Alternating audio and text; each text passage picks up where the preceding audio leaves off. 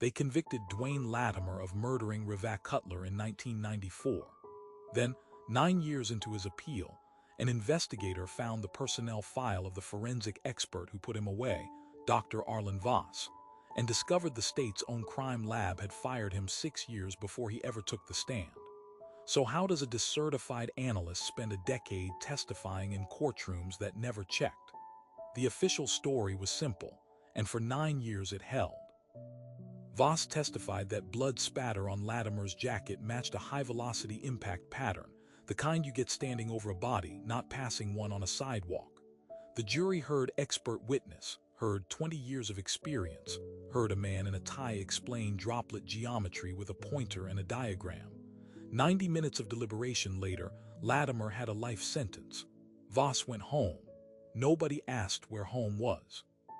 For years, nobody could find out his listed address in Talbot County records led to an empty lot. The county called it a clerical error. It wasn't. The first crack came from a records clerk in a different state entirely. In 2003, a paralegal working Lattimer's appeal filed a routine license verification, standard practice, rarely produces anything. This one did. The document that came back was a termination letter, dated March 1988 from the State Bureau of Forensic Science. Voss's name, his employee number, one paragraph, unremarkable font, devastating content. He'd been dismissed for falsifying a blood type match in an unrelated 1987 case, a case that had already sent a different man to prison. The letter was never sealed.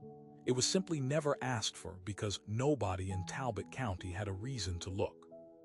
Here's the contradiction the trial record cannot survive. Voss testified in 1994 as a currently licensed forensic serologist. His own signature block claimed active state certification, renewed that January.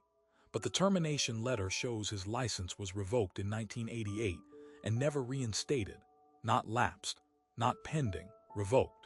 Which means every word of his testimony came from a man legally barred from calling himself an expert in his own field.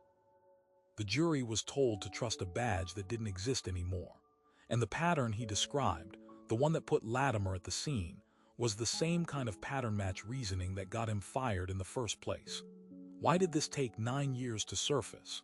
Because revocation records in that era didn't cross state lines automatically, and no statute required a prosecutor to check. But there's a second layer here, and it's worse than bureaucratic gap. Talbot County's own file, sealed under a discovery motion, opened only on appeal, contained a 1993 letter from a neighboring county's district attorney, warning Talbot prosecutors by name that Voss had credibility issues requiring disclosure to defense counsel. That letter sat in a drawer. It was never turned over to Lattimer's trial attorney. Under Brady v. Maryland, that's not an oversight. That's the second buried object, and it's the one that changes everything. But the warning letter wasn't the strangest part. The strangest part was the stamp. Voss's original 1994 lab report carried the Bureau's forensic certification seal, the same seal issued only to active analysts. Appellate investigators pulled the seal's issuance records and found the die used to strike it had been recast in 1991, 3 years after Voss's revocation.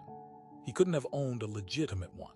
Someone in that lab either loaned him a seal or never bothered updating who held one. That detail connects back to the empty lot address. Voss wasn't hiding from Talbot County.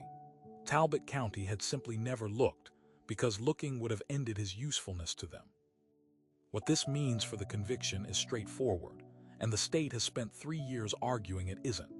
If the forensic testimony was delivered by a man without legal standing to give it, and the prosecution possessed a written warning about that man's credibility and withheld it, the case that took a jury 90 minutes to decide was never the case they thought they were deciding.